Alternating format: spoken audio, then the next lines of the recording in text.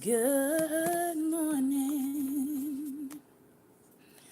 Good morning to you. Good morning. Good morning. Good morning to you. Oh, good morning. Good morning. Good morning to you. Good morning. Good morning. Good morning to you. Good morning, everyone. Good morning, good morning, good morning, and welcome to Daring Dialogues. I am your host, Shantae Charles. I hope that everybody is having a great and wonderful day. My Periscope viewers, please comment and let me know that you are in the chat box. I don't think I could see any comments yesterday from Periscope. So I just want to make sure that I can see your comments today so that if you have some comments, I can read them as we go along. So I want to say good morning to each and every one of you. Welcome to Daring Dialogues. I am your host, Shantae Charles, and it is Teachable Tuesday.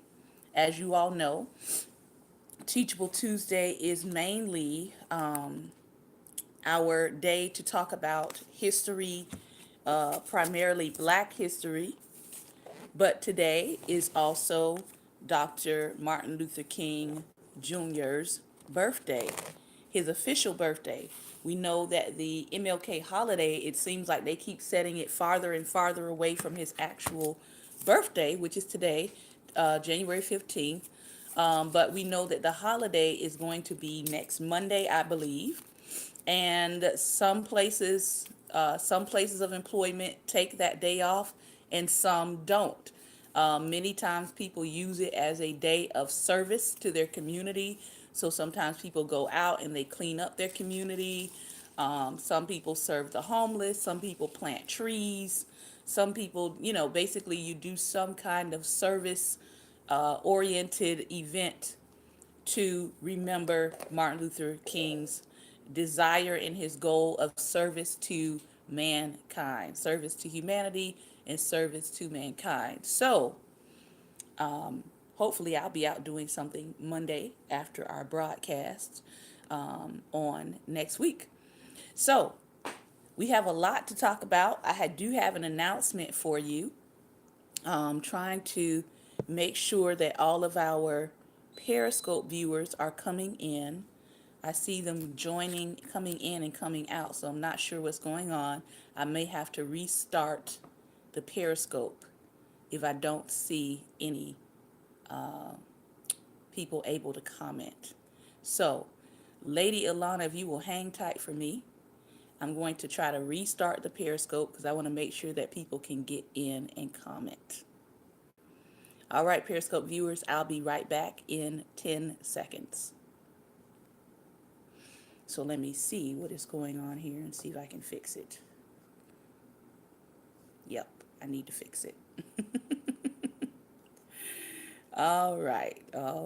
So let me go in here. This is always the beauty of live streaming. You never know what you're going to get on any given moment. But we're going to try it again and see if this works this time. And I want to make sure that everything is on. All of my comment sections is on. All right. Let's see if we can get this started back again. Okay. Thank you for your patience. Thank you for your patience because we have a lot to cover today. All right. Let's see. Take 2 for Periscope. Let's see if everybody's able to get in this time. All right, I see COEJCCOE Jr., Lady Barbara, Pastor Ben. If you will, as you come in, go ahead, those of you who are in the comment box, go ahead and comment so that I know that I can see your comments in the box should you choose to respond today. Thank you for sharing this out. I had to take the connection. There you go. Good morning, Lady Barbara. I had to take the connection off Twitter. I don't know why it's not allowing me to connect my Periscope directly to Twitter. So if you have Twitter, please go ahead and share this out on your Twitter feed. If you have Facebook, share it out on your Facebook feed. If you're on YouTube, you can actually share your YouTube out to Facebook as well. All right. So my big wonderful news today is if you have been a part of the We Dare Squad, you can now sign up on patreon.com and you can join me there. And if you would like to subscribe to Daring Dialogues for our quarterly gifts, if you would like to subscribe to Daring Dialogue for bonus content, because that's where I'm going to be doing bonus content. If you would like to subscribe to Daring Dialogues to receive discounts off of my coaching services and my trainings, all of that will be available as you decide to become a subscripted member, a subscripted partner with Daring Dialogues. So you can go today to patreon.com/ Daring Dialogues and you can check out our new site. The beautiful thing about Patreon is it allows us as artists to create our content directly into the site. So you can go on the site and depending on your level, your tier of subscription, you will have access to things that you would not see me doing. You will not see me doing on a Facebook live stream or even here on Periscope. So I will be doing some teaching, some trainings, and those will be connected to my Patreon.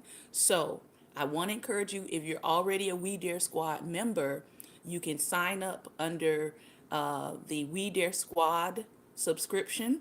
That way it becomes automated for you, so you don't have to remember every month, and you can just subscribe there, and then you will get those quarterly gifts, and you'll have access to bonus content as well. There are different tiers of giving, so you can check it out and see what's available under each one. But as the tiers go up, you will get more access to my trainings. You will also get more access to behind the scenes things that I'll be doing this year as an artist. So whether that's painting, whether that's working on music, whether that is working on, I have a three series set of monologues that I'm going to be working on this year. I started last year, late last year, working on them. I'll be working on those inside of Patreon. All right. So if you want to see me do some acting and you have not been privy to that, you'll be able to see that if you are a subscriber to Patreon. Again, it's patreon.com/ Daring Dialogues. I'll be releasing the artist in me over there. All right. So that is one of my big announcements for today. All right.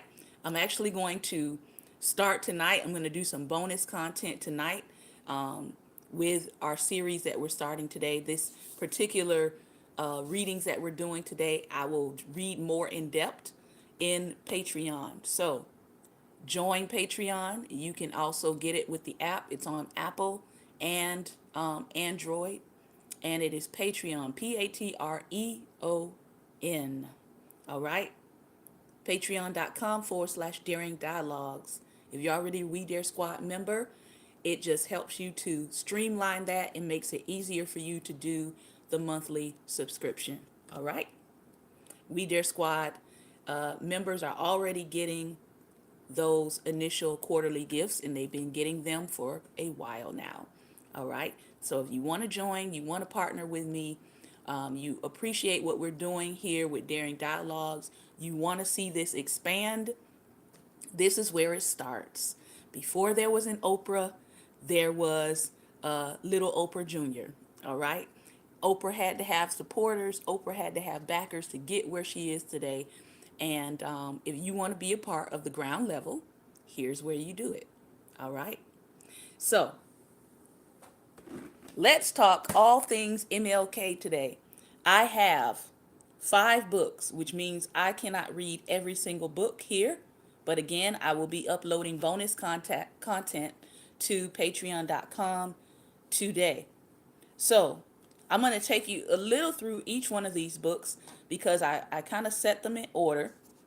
And these are different from the ones that I've read before. I did a whole series on MLK, which was actually MLK's own writings.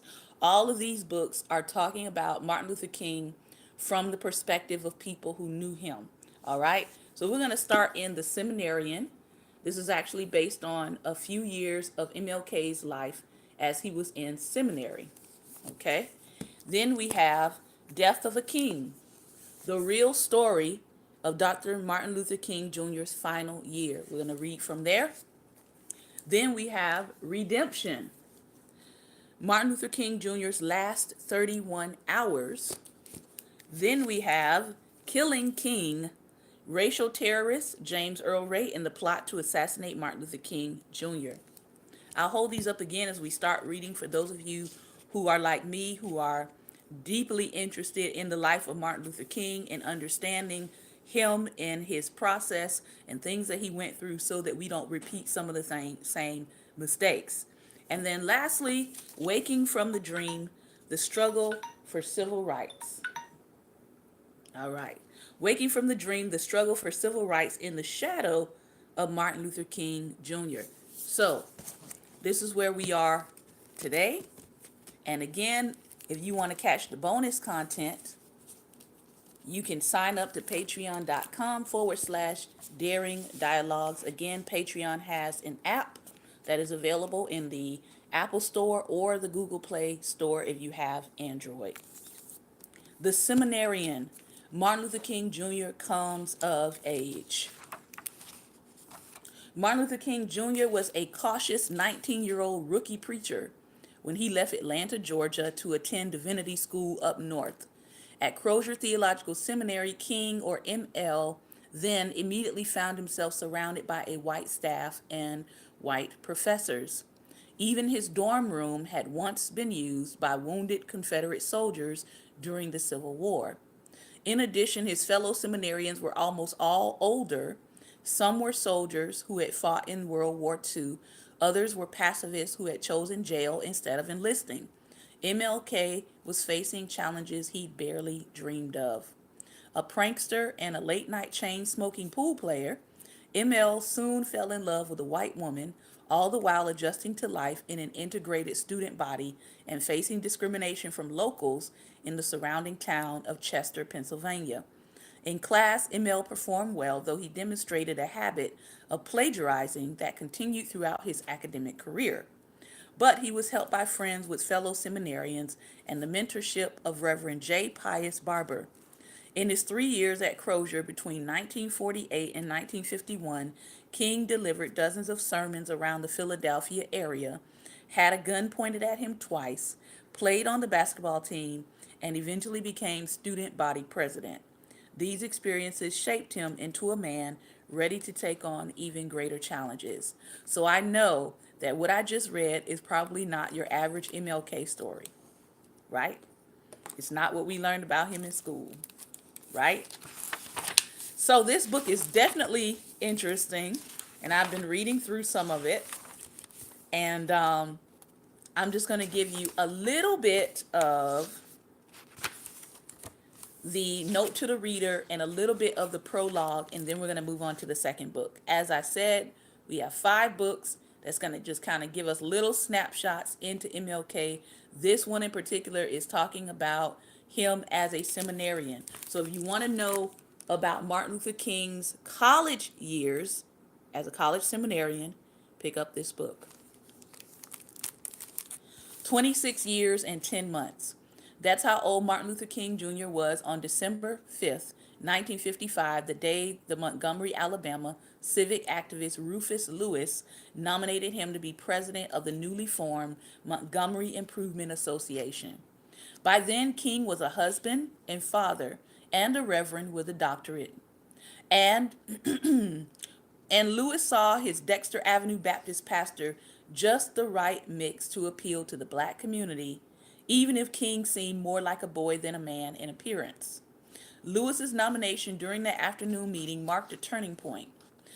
In the next 12 years, King rose from relative obscurity, leading the successful 381-day Montgomery bus boycott, writing the letter from Birmingham jail, co-orchestrating the March on Washington, receiving the 1964 Nobel Peace Prize, and serving as the driving force behind the Voting Rights Act, to become the legendary figure we know now.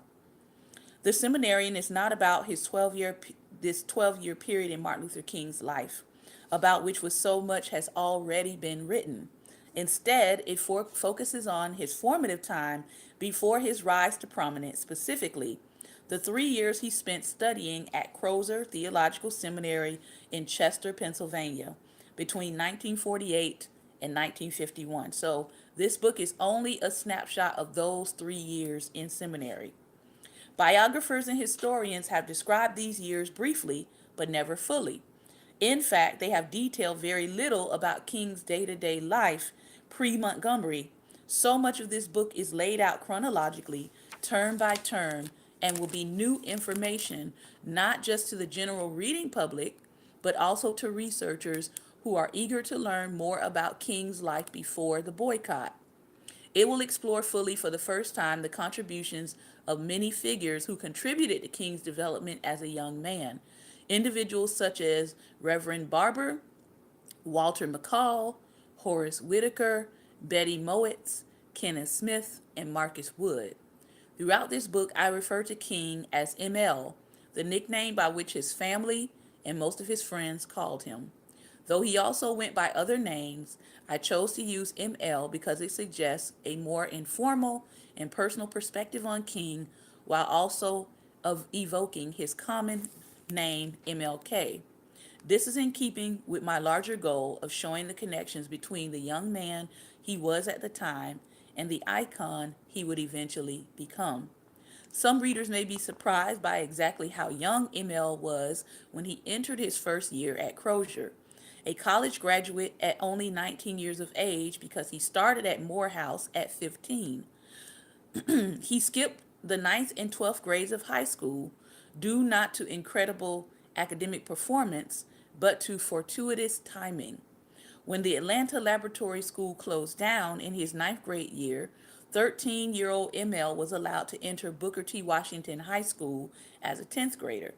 And by the time he finished the 11th grade, World War II had caused such a downturn in college enrollment that the president of Morehouse College, Benjamin E. Mays, decided to take advantage of a recent Georgia state law and accept promising high school juniors. King passed the admissions test and became an undergraduate at Morehouse at the age of 15 while still living at home. He graduated at 19 and the following fall began his studies at Crozer Theological Seminary. So it's almost as if it's almost as if he lost, quote unquote, lost those 2 years of schooling to almost be, I would say, divinely propelled through schooling in some ways so that he would be ready to take on some of the future roles that he took on. Prologue. On a bus in Georgia, April 1944. I was the angriest I have ever been in my life. Quote, Martin Luther King Jr. On a Monday afternoon, April 17, 1944, Martin Luther King Jr. boarded a public bus headed for Dublin, Georgia. He was 15 years old and he had prepared a speech as a member of the Booker T. Washington High School Debating Society. The city of Dublin was hosting an oratorical contest with the Black Elks as the sponsor, and debate teams from black high schools all over the state would be competing. As ML sat on the bus running the lines in his head, he harbored hopes of perhaps winning first prize. It turned out to be a memorable day, he would say 2 decades later. ML had little public speaking experience under his belt at the time, but one day earlier he'd edged out 9 other speakers at Booker to qualify for this state contest. With him on the bus ride to Dublin was the runner-up, Hiram Kendall, as well as his teacher, Miss Sarah Grace Bradley.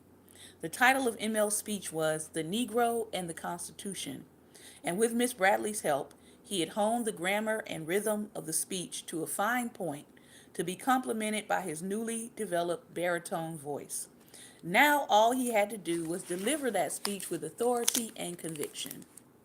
The 140-mile bus ride to Dublin went smoothly.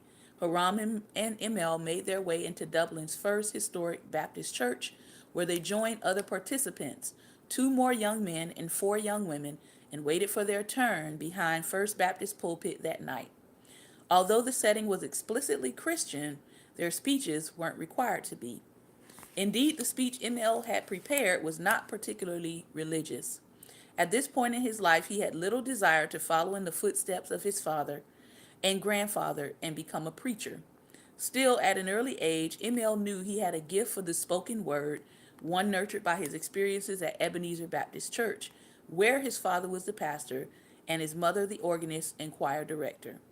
From his mother, Alberta Mama King, ML inherited a strong singing voice, and any worries he may have had about appearing in front of a large crowd vanished as he made regular appearances as a boy soloist in the choir.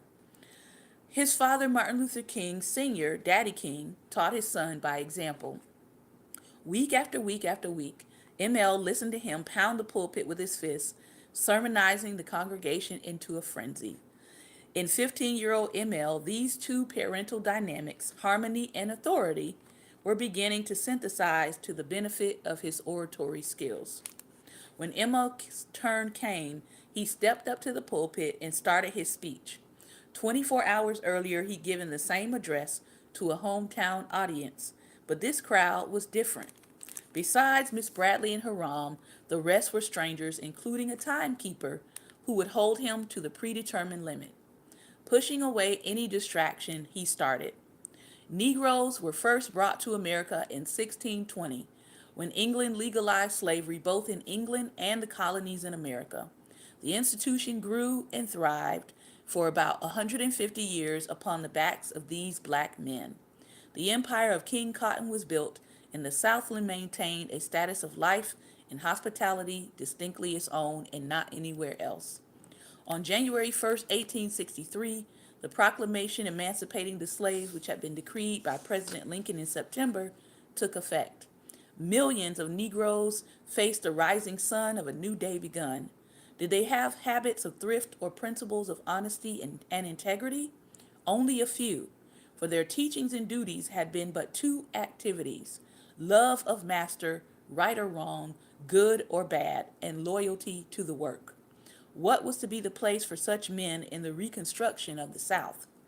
From his family and friends, from his school teachers, from the segregated community in which he grew up, ML had learned well the history of black suffering.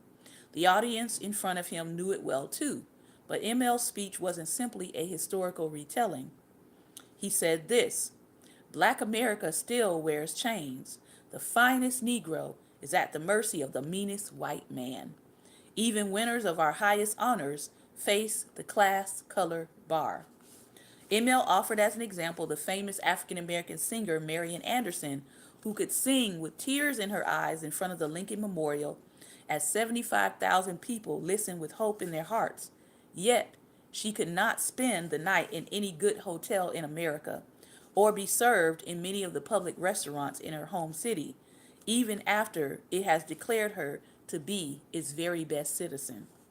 With World War II raging and Americans dying each day in both Europe and the Pacific, ML was careful how he characterized the injustices black Americans faced in their own backyards. He framed it as yet another national paradox.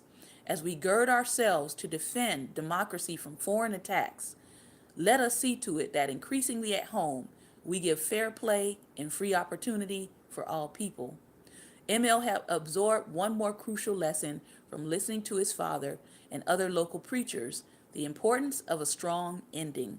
So, as he wrapped up his speech that night in Dublin, he gave it his all. My heart throbs anew in the hope that, inspired by the example of Lincoln, imbued with the Spirit of Christ, they will cast down the last barrier of perfect freedom. And I, with my brother of blackest hue, possessing at last my rightful heritage and holding my head erect, may stand beside the Saxon, a Negro, and yet a man. He did not win. The judges were more impressed by an 11th grade female student named Earl Smith from Beach High School in Savannah. She took the top prize, while second place went not even to ML, but to his Booker classmate and former runner-up Haram Kendall. Still, it was an honor even to participate as Haram, ML, and Miss Bradley boarded a bus home. He had to have felt a mixture of satisfaction yet disappointment. Had his nerves gotten the best of him? Had he allowed the new environment to shake his confidence? Or had the judges simply preferred the content of other speeches? The seminarian, Martin Luther King Jr., comes of age. I think that's very interesting that he didn't win. And he goes on to become one of the world's most renowned orators. And many of us know, if you don't know, many of us do know that King had a speech writer, but it was his delivery that brought the words to life. Death of a King, the real story of Martin Luther King Jr.'s final year.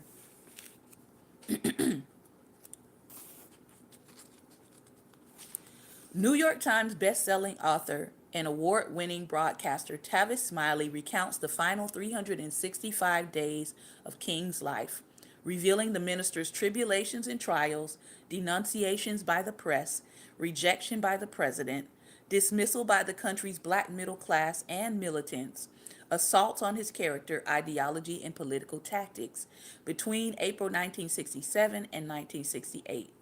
This is the real story of a forgotten year in which King faced great despair and devastating pressure. Smiley has conducted these interviews with King's family and associates, but he's also writing from a personal place, painting a vivid portrait of a leader and visionary in a single narrative. And so that's what Death of a King is about. Again, I'm only going to be reading you a snippet from the book.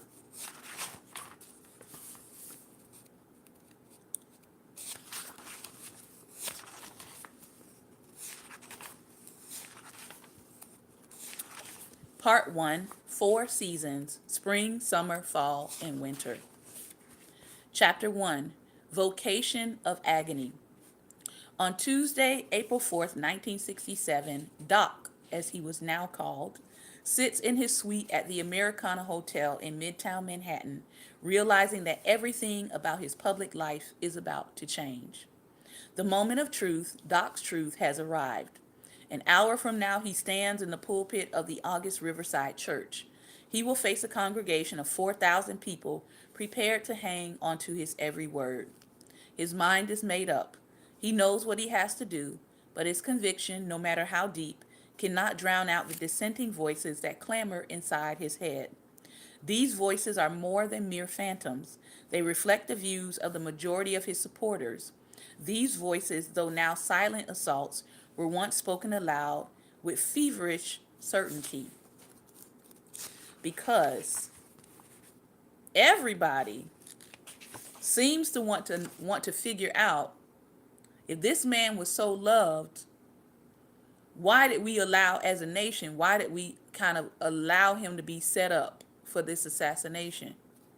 Well, the reality is, once the media got a hold of Martin Luther King and began to paint a picture of him that was negative, it actually drew his supporters away from him. And toward the end of his life, this last year, he was not favorably rated by the American people. A lot of people, for some reason, don't know that. And so these were some of the things that were said to MLK in this last year. I want you to pay attention to what was said to him in his last year, even though now he is regularly celebrated, as most prophets often are celebrated after their death and not really during their life. Okay? People were telling Martin Luther King things like this: stay in your lane. I know we think that's new for our generation, but no, they were telling Martin Luther King the same thing. Stay in your lane. You're a preacher, not a politician. People are still saying that today. Don't overstep your bounds. Don't overplay your hand. You've helped push through two of the most important pieces of legislation in our history for civil and voting rights. Only a fool would now oppose the president who so aggressively championed our cause. Attacking the Vietnam War is tantamount to attacking Lyndon Johnson. Why turn our most powerful ally into an enemy? Why undermine the very movement to which you've devoted your entire life? Why venture into an area, international politics, about which you have little or no expertise? Why run the risk? You're a Nobel laureate, a man respected the world over for his views on matters concerning minority rights and minority dignity. Why undermine your own dignity and standing, your exalted position as a leader of your people, by moving into a morass of arguments over a war that's irrelevant to your purpose? Why destroy the hard fought progress you've already made? Your ego has run amok. Your sense of restraint has abandoned you, MLK. Where's your common sense, MLK? Where's your concern for your supporters? Why are you injuring them? And why are you injuring yourself? The voices were persistent. Their ominous tone reflects the grave doubts of one of his most trusted aides and chief fundraisers, Stanley Levison, who openly opposes the speech that Doc is about to deliver. Doc thinks back to the first draft of the speech written by Clarence Jones, a brilliant young black lawyer whom he recruited to the Southern Christian Leadership Conference in 1960. Jones had been reluctant to leave his Pasadena home in California and promising corporate legal career. Even the fact that Doc had come to Jones' home on a Saturday night to personally persuade him did not move the attorney. But come Sunday morning, sitting in the first pew of Mount Sinai Missionary Baptist Church and listening to King as a guest preacher masterfully skewer the black middle class for refusing to fight for its own people, Jones surrendered to the preacher's call to action. Because yes, the black middle class, even at that time, was refusing to fight for their own people. The lawyer left his old life behind and became a tireless supporter. It was Jones, in fact, who visited Doc during the spring of 1963 when he was incarcerated in Alabama, where he had written in the margins of newspapers and small scraps of paper, "Letter from Birmingham Jail." He celebrated his defense of nonviolence. We should never forget that everything Adolf Hitler did in Germany was legal, King wrote. And it was illegal. It was illegal to actually help and comfort a Jew in Hitler's Germany. Even so, I am sure that had I lived in Germany at the time, I would have aided and comforted my Jewish brothers. If today I lived in a communist country where certain principles dear to the Christian faith were suppressed, I would openly advocate disobeying that country's anti-religious laws. Clarence Jones was dear to Doc's heart, but Jones' first draft of his speech seemed to be too restrained, too balanced, and too reflective of the lawyer's sense of moderation. King had come out against the war on previous occasions, but there had yet to be a definitive statement. So when the National Conference of the Clergy and Laymen Concerned about Vietnam asked him to deliver his keynote address, he quickly accepted. As a man who has skillfully sought media attention to bring his message home, Doc understands the power of today's platform.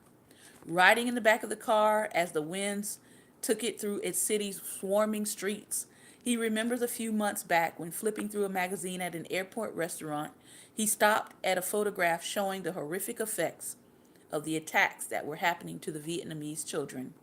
His aide, seeing that he was no longer eating his food, said, "Doc, doesn't it taste any good?" He said, "Nothing will ever taste any good for me until I do everything I can to end that war." In recent weeks, Doc has twice canceled meetings with the world's most powerful man, Lyndon Johnson, whose civil rights support he had long courted and secured. Like all mortals, Doc was impressed by a White House invitation, but deeper wisdom told him to avoid an encounter with a politician whose powers of persuasion are legendary. No doubt LBJ wants Doc to tone down those statements on the war when in fact Martin Luther King is about to turn up the volume. It was only 16 months ago in the January of 1966 that Doc had sent the president a telegram endorsing LBJ's peace efforts and his reassuring commitment to keep Vietnam from impeding progress in civil rights. But since the conflict escalated alarmingly, Doc has come to view Johnson's win at all cost policy as a catastrophe. Right now, the last thing he needs is a one-on-one arm twisting session with LBJ. Because here is what MLK understood: the more money that you're pouring into a foreign war effort, the less money you will have to dedicate and donate to what's happening right now in your own country in regards to civil rights. And why do I feel like we're repeating this all over again? First, back then it was the war, now it is the wall. Martin Luther King is probably the only Negro in America prepared to turn down a private meeting with the president at this moment. It's not that his ego isn't excited about the progress or the prospect. Doc is a fiery preacher, and fiery preachers have strong egos. He likes recognition. He likes adulation. Yet his moral mission trumps his hunger for personal glory. He avoids Johnson because he does not want to be played by Johnson. His moral mission cannot be compromised. And so, yes, preachers, there are times when you have to turn down presidential invitations to the White House because it's going to affect and compromise your moral compass. The prepared text that he carries in his briefcase is largely the work of Vincent Harding, Korean War veteran, Mennonite peace activist, chairman of the history department at Spelman College, and Doc's Atlanta neighbor. It is a speech that, while setting out a compelling pro-peace position on high moral ground, carefully delineates the modern history of war-torn Vietnam.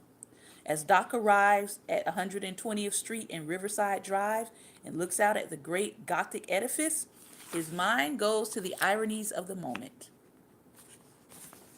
Death of a King, the real story of Dr. Martin Luther King Jr.'s final year. Gotta keep going. Redemption. Martin Luther King Jr.'s last 31 hours.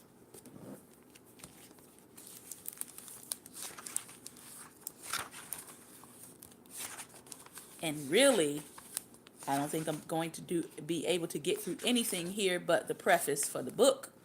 So, if you want to hear more about this book, you can join me on patreon.com/Daring Dialogues. During the summer of 1968, I had a reporter's internship at the Commercial Appeal, the morning daily in Memphis. The city was then trying to right itself from the shock and horror of the assassination of Martin Luther King Jr. on April the 4th. In the newsroom, amid the cigarette smoke and brass spittoons, there was much talk about the events leading to King's murder. In my mind, I filed away an idea. Someday, maybe, I would look into what happened in Memphis, leading to the violent finale to King's life. It took me 40 years to get around to it. By then, I had read a number of biographies of King. They typically included a chapter or two about his last days in Memphis. Some books scarcely dealt with King's presence in Memphis at all, except as a backdrop to their actual subject, the story of King's assassination, James Earl Ray. The books about Ray honed in on two questions, like this next one.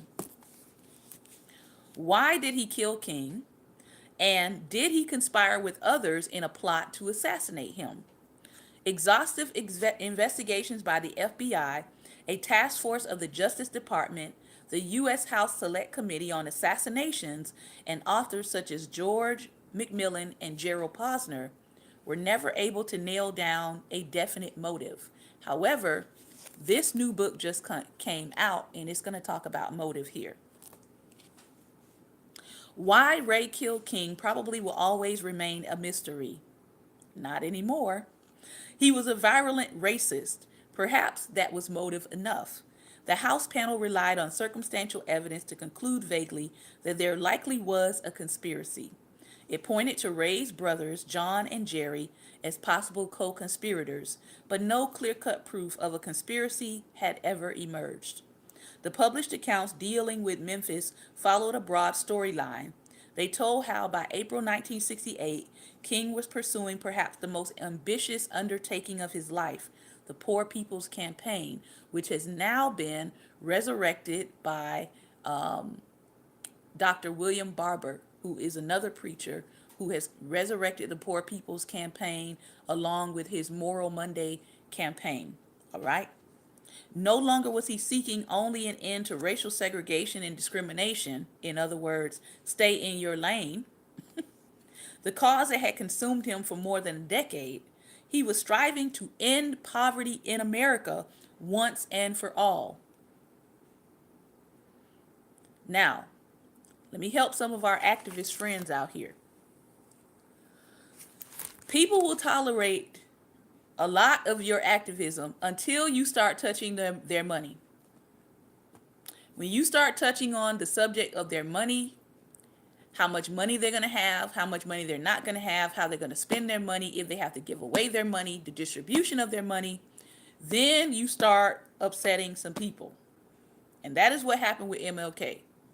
As long as he was focused on the race issue and the discrimination issue, cool. But when you start talking about redistributing the wealth of America, now you are upsetting people. He was mobilizing thousands of poor people to set up a shanty town in Washington, D.C. In other words, a tent city right on the lawn. Now, if you've ever been to Washington, D.C., you know about this expansive lawn that's kind of stretches from one end to the other. King wanted to bring the poor people of the country there to set up a tent city, literally on the lawn of the White House. Yeah, he was pushing some buttons. He was vowing to lead his army of poor people for weeks, if not months, of civil disobedience in the streets and offices of federal lawmakers until they adopted a costly, sweeping anti-poverty program. To this day, they have never really fully fulfilled that, by the way. When the biographies of King reached the chapters about Memphis, the storyline centered on 4 consequential days: March 18th and 28th, and April 3rd and April 4th. He was in Memphis on March 18th to speak at a rally in support of the garbage workers' strike. On March 28th, he came back to Memphis leading a pro-strike march, which then turned into a riot. On April 3rd, he flew back, having resolved to organize a more peaceful march. If he could stage a second march without another riot, he thought he could prove that his brand of nonviolent protest remained under his control. Unless he reasserted his leadership in that way, his plan to recruit a legion of poor people to protest nonviolently in the nation's capital was now in jeopardy. So MLK had it in his mind to try to gather people to prove that yes, they could hold this march and it would not turn into a riot. All right? This was his reasoning. Murdered, snuffing out his plans for a redemptive march and the Poor People's Campaign. So they nipped it in the bud. Think about that. The last march that MLK participated in had turned into a riot. And that was sort of the the stain that was left on his legacy because he never got a chance to hold that other march, which I believe his wife then continued on with. I did not see any point in looking into the much investigated question of whether Ray had conspired with others to kill King. I sensed that there was more to say about how events in Memphis might have conspired to obstruct King's plans as he returned to the city in 1968. During a 10-year stint as a staff reporter for Frontline, the investigative documentary series on PBS, I developed a reflexive skepticism toward any supposed final word about a major public figure or event. Often the digging at Frontline uncovered new layers of revelation and understanding about stories that others had already put to bed. On that hunch, I resolved to delve further into the Memphis story. Now, if you haven't seen it, I have seen the documentary that Frontline did on the assassination of King, and it's a very interesting documentary. I do believe that documentary is available on YouTube for free, so you can look it up. All right, look up Frontline MLK assassination. I had grown up relatively close in Jackson, Tennessee. On visits to my family, I took the opportunity to stop by Memphis and continue my inquiry into King's last hours. I interviewed more than 24 people who were either close to him or to the events surrounding him in March and April. I reviewed the last trove of King-related files from sources such as the FBI and congressional investigators, as well as memoirs from King's aides and confidants. Some of the material was published and released as recently as 2012, such as the documents at the Woodruff Library at the Atlanta University Center and at Emory University. And we know recently, I believe last year, President Trump released even more of the FBI files on Martin Luther King. A more complete picture of what happened to King in Memphis did indeed come into focus, along with some startling insights. It seems likely that Memphis and the Poor People's Campaign were linked in a way not previously revealed. King may have dramatized the garbage workers' strike in Memphis, at least in part, to drum up support for the Poor People's Campaign. By April 1968, the anti-poverty operation was in great disarray, starved for funds and volunteers. A number of King's close aides strongly objected to his intervening in the Memphis strike. King may well have disregarded their advice, not only because the strikers' cause was dear to him, but also because of the urgency he felt to put the Poor People's Campaign back on track. Venturing into Memphis not once or twice, but 3 times was risky. He knew little of the city's political and racial environment, yet he somehow reckoned that he could organize a peaceful march within a week in a strike-bound, riot-torn city on a razor's edge. He faced an implacable, sophisticated foe in Memphis Mayor Henry Loeb. Most of all, King was raising his visibility as a highly controversial figure at a time when his opposition to the Vietnam War and promise of massive protests in the nation's capital already made him a marked man in his own eyes. It required extraordinary courage to return to Memphis and push ahead with the anti-poverty campaign. It also reflected his growing impatience with capitalism and emerging and an embracing of radical ideology in response to the urgent social and economic problems he perceived. That swift and shift leftward seemed to seize him with greater passion by April 1968, an abrupt change in tone not fully documented in other accounts. King was under enormous pressure from all sides in Memphis. He was exhausted from brutal days on the road. He was contending with dissension within his staff and the broader civil rights movement and tensions at home. He had to confront the Black Power faction in Memphis and an expected federal injunction barring him and several members from leading another march in the city. He was fearful that he would die a violent death at any moment, as his last speech, the so-called mountaintop speech, on the evening of April 3rd revealed so emotionally. The full story of King under the intense strain of Memphis paints a portrait of him in his last days that differs from the conventional view of him as master of his destiny. The idea of redemption, as referenced in the book's title, ties together three strands that define the last phase of his life. He was trying to redeem his reputation as a non-violent leader by leading a non-violent march in Memphis. He was seeking an end of poverty to redeem what he regarded as the American promise of economic justice. He was drawing deeply on his faith in redemptive power of sacrifice for a noble cause as he risked his life, a faith rooted in the biblical example of Jesus. Despite many books already written about King, there seemed to be room for a concise story around this narrative. The last 31 hours and 28 minutes of his life. That is the span from the time King returned to Memphis on the morning of April 3rd until his murder at 6:01 p.m. on April 4th.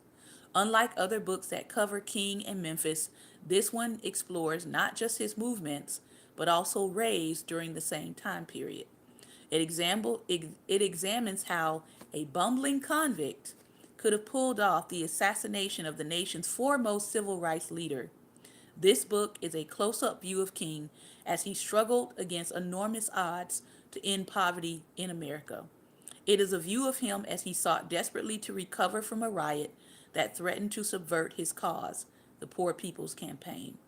Ultimately, he did achieve redemption in the sense most important to him. He died sacrificing himself for the cause of social justice in which he profoundly believed. Wow. Gotta give it to King, boy. Basically, from my gathering, just by reading that, what he was on was a suicide mission. You've been blocked from a city. The mayor is opposing you. And we're going to see in this one, the gangsters of Memphis are opposing you. The government is opposing you. And you have lost the confidence of the American people. Wow. But your assassination happens and everybody turns you into a saint. Sounds like America. All right. I'm just going to read you the introduction here, some of the introduction. I'm not going to be able to get into the whole thing, obviously. And then I'm going to end with the last book. This is Killing King, Racial Terrorist James Earl Ray and the Plot to Assassinate Martin Luther King Jr. This book actually focuses on everything the other author chose not to focus on. One of the first questions a homicide detective will ask in the wake of a murder, in the absence of direct evidence, is, did the victim have any enemies? A follow-up question, did those enemies attempt to harm the victim in the past? Intuitively, in the wake of Dr. Martin Luther King Jr.'s murder on April 4th, 1968, many Americans answered that question the same way Dr. King himself, in his last sermon the night before his killing, foreshadowed the same culprit. And then I got to Memphis, he said, and some began to say the threats or talk about the threats that were out. What would happen to me from some of our sick white brothers? Sick white brothers. Entire groups of racists tried repeatedly to kill Martin Luther King Jr. Our work documents at least 9 such attempts between 1958 and 1968. During that time, white supremacists killed off civil rights icons like Medgar Evers, Vernon Dahmer, Viola Liuzzo, and dozens of civil rights activists. So when someone comes to me and tells me that all of the issues that is wrong with the black community is because we don't have good leaders and that black America needs to develop better leaders, I'm going to give you the side eye because we have better leaders, but people like to kill them off or assassinate them. So don't talk to me about the leaders that black America needs to have when every time we get leaders, someone is trying to do something to them. Either assassinate them physically, assassinate them economically, assassinate their character, come up with false accusations, etc., etc., etc., etc. Now, I'm not talking about things about leaders that are true. We're not saying don't report on that, but we're saying the leaders that we do have, the ones that did have some power behind them, they were targeted for assassination. All right? So, yeah, miss me with that whole thing. Just miss me with it. Dr. King enjoyed little more protection than these men and women. He was not a head of a state. He was not protected by the Secret Service or by the military. That he survived until 1968 is almost entirely a result of a miracle and his tendency to change his itinerary at the last minute. Occasionally, a government informant volunteered information that saved his life. In that sense, the solution to King's murder is simple. The same kind of racist who had been trying to kill King for years finally succeeded on April 4th of that year. Killing King is not simply the story of a murder, it is the investigation and documentation of a conspiracy to murder Dr. Martin Luther King that began in 1964 and evolved month by month and year by year. The secrecy and convoluted motives of the plotters and the network that bound them together obscured that conspiracy from those investigating Martin Luther King Jr.'s death. Only one man was charged and convicted of the crime. The murder of Dr. King was not the act of a single man, certainly not one whose motive was never made clear, even in his conviction. The murder was the culmination of a conspiracy involving many characters, many strands, and many twists. James Earl Ray, the man convicted of King's murder, remains the only person historically associated with the crime. In Killing King, we will show that Ray's travels, plans, and contacts from the time of his escape from prison in 1967 to ultimately his appearance in Memphis in a boarding house across from the Lorraine Motel, where King and his aides were staying, are an important part of this story. But Ray was neither a rabid racist nor an ideological fanatic. His entire criminal career was motivated solely by the desire to make money. And while he asserted behind prison bars his absolute innocence for decades until his death in 1997, his protests do not hold up to scrutiny. We will demonstrate that Ray was only one of the people involved, and his role is only one strand in the web of the conspiracy. Building on research from the author's two previous works, we will show how two other men, one a criminal on parole, the other a right-wing terrorist, connect the diverse strands of the conspiracy. The heart of the conspiracy, which Ray only became aware of in 1967, was a cash bounty on the life of Dr. King. It was first offered to contract killers in 1964.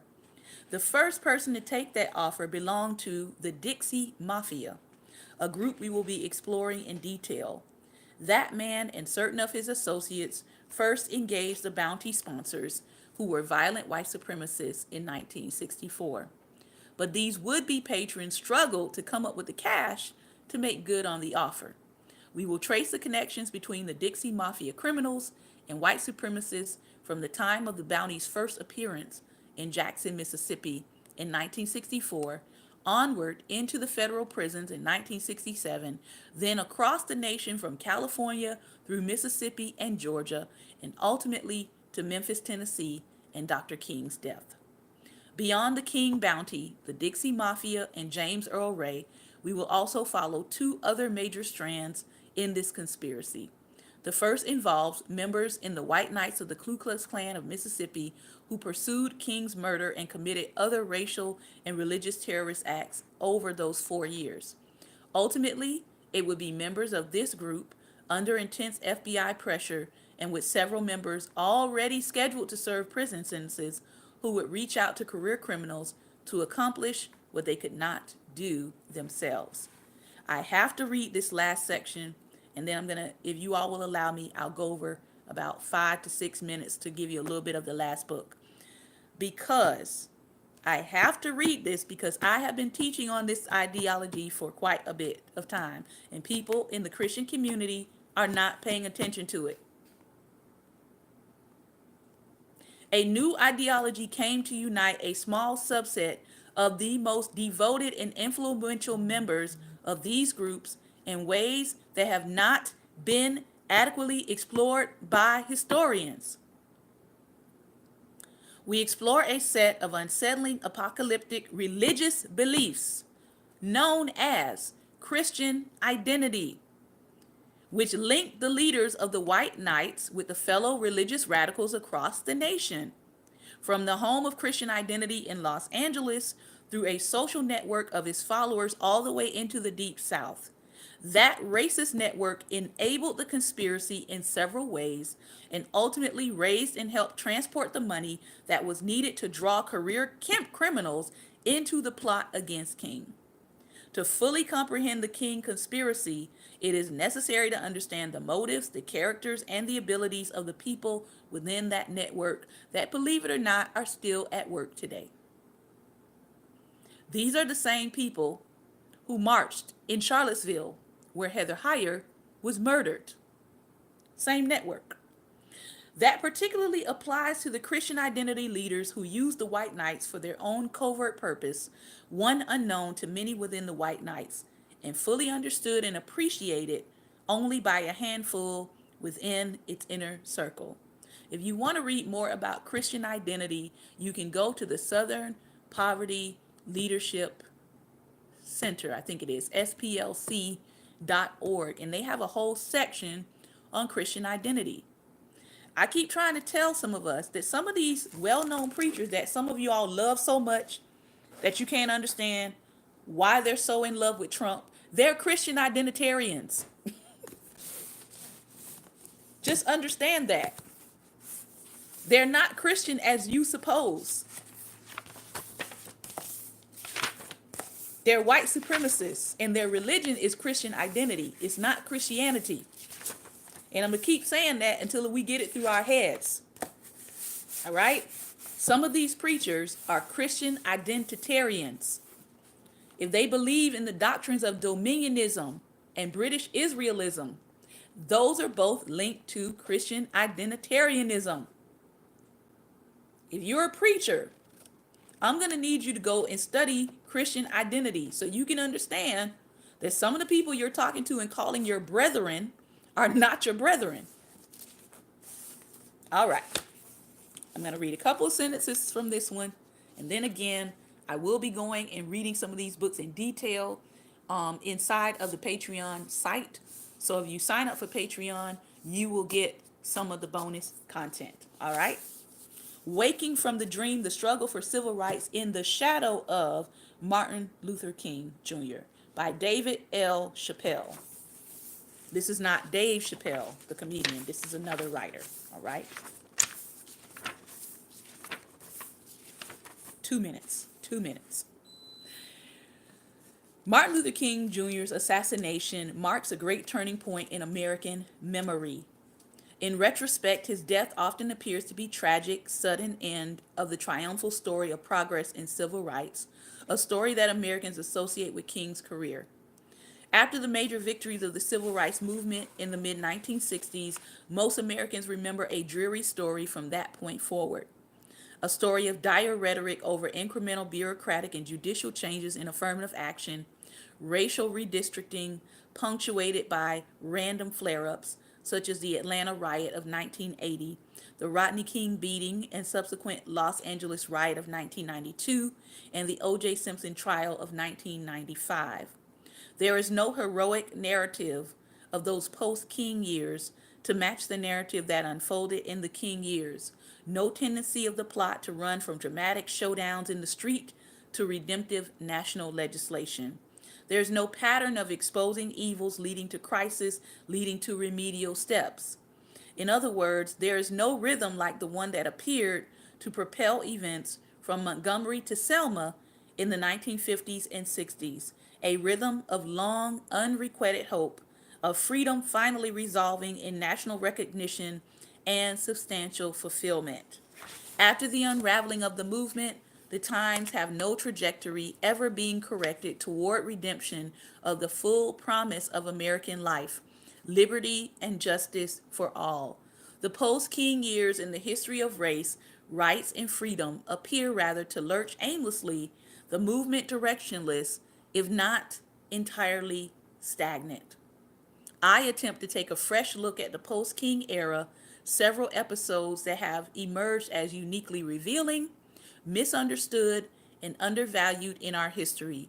These events added up to a richer, more fascinating, and more significant post King era than has been previously recognized. The episodes here will show that those years were full of ferment and vital experimentation in civil rights. Though some of the experiments failed, failures proved as instructive and as important as foundations for future progress as previous generations' successes. So let's actually close by thinking about this thought. In the 50s and 60s, right, there was a press towards civil rights. In the 70s, well, mid 60s, you had the free love thing going on, the flower power, all of that, white people's freedom. Then you had 70s, you had black power, say it loud, I'm black and I'm proud. All right. And then you had, after say it loud, I'm black and I'm proud, you had this interjection of what we call black exploitation, right? Taking elements of black culture, beginning to create this mockery of black men, beginning to hypersexualize black women. All right, that's when you had all the black exploitation films coming into play. So now the 80s comes around and you realize that our nation almost has this attitude of, you know what? Black people are too proud and too free. Too proud and too free. Too proud and too free. How can we disrupt this proudness? How can we disrupt this, this pride in being black? Say it loud, I'm black and I'm proud, and all of that, right? Well, I'll tell you how we can disrupt it. We can bring in crack cocaine into neighborhoods.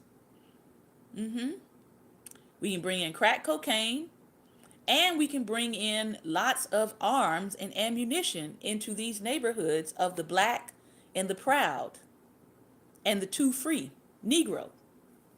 And from there, we see this kind of downward spiral all throughout the 80s into the 2000s. Okay, you have HIV gets introduced, which is another decimating of our population. All right, and so you really, as this writer is talking about, in the wake or in the shadow of the civil rights struggle and movement, you don't really see a time where black people get an opportunity to move consistently towards the dream or consistently towards freedom. You see some things being interjected to actually stop that, what was supposed to be a normal, natural progression towards freedom and empowerment and moving up and betterment, etc., etc., etc. And now that we've had about a good 50 years of interruptions, now we have a group of people who are saying, okay, we're tired. We're tired of this experiment called civil rights. We're tired of this experiment called multiculturalism. We're tired of this experiment called integration. We don't want to do it anymore. We're tired. We don't want to do it anymore. You have Representative Steve King of Iowa. He basically has been coming out and saying what people have thought, right? Because the last 50 years, some of these people didn't stop thinking what they thought. They just went into hiding, right? They just chose to keep their thoughts to themselves, or they just chose to keep their thoughts within their family. But we see new generations of racists, so we know that they never changed what they thought. They just taught it to the next generation. And they're still teaching it to the next generation. All right? So this book is talking about, where do we go from here? How do we actually wake from the dream and start living it out? The same question is being asked today. Where do we go from here? We see what is happening, right? We see the media is painting the entire black community, by the way. The media is painting the entire black community as dysfunctional. Some of y'all can't see that yet. But if I can get you to paint your entire community as dysfunctional, and I can get you to pick up on that sentiment and begin to speak against your own entire community as dysfunctional, if I can get you to say out of your own mouth that your whole community is dysfunctional, then the next step is for me to agree with you that, yeah, all of y'all dysfunctional. And because all of y'all are dysfunctional, let's make a plan to make sure that none of y'all dysfunctionalness goes on another generation. Some of us need to peep game, and we ain't peeping it. All right? The reality is, many of the conversations we're having, we're trying to have them as a black community conversation, but really these are dysfunctionals of America. These are dysfunctions of America. America. Yeah. All right? So I'm not for pinning all of this on the black community, and I hope that you're not either. Because as many articles and news articles I've seen about the same kind of dysfunctional, not just in the black community, I'm not going to let someone pin all of this on the black community and say black people got a problem. The devil is a liar. How about that? So let's deal with what's going on in our community, but let's also be mindful that we don't paint our whole community with a broad brushstroke. This has been another episode of Daring Dialogues, and I am your host, Shantae Charles. I hope that something I have said today, something we have read today, has sparked your interest in getting to know a little bit more about the life, about the story, about the legacy of Dr. King. I believe that Dr. King and studying his life really is a study in how the systems of white supremacy work and conspire against Black America, period. There's a lot to be learned from him, but studying his life shows how white supremacy and the systems thereof that this country is formed by works behind the scenes to stop the progress of people in this country, and especially the poor and the brown. So there's a lot that we can learn from Dr. King's life. Again, I'll be reading some of these books in detail inside of Patreon. If you'd like to join Patreon and sign up to support there to become a regular partner, you can go to patreon.com/daring dialogues. This is where I will be creating. If you want to see what I do in the art world, whether it's visual arts, dance, acting, singing, working on music, this is where I will be doing it, where you will get access to that content. All right? Won't be Facebook live streaming it. It'll be on Patreon. I want to thank you all for your time and attention today. Remember, light is the most daring opposition to darkness, so please go out today and be light. Take care, and God bless.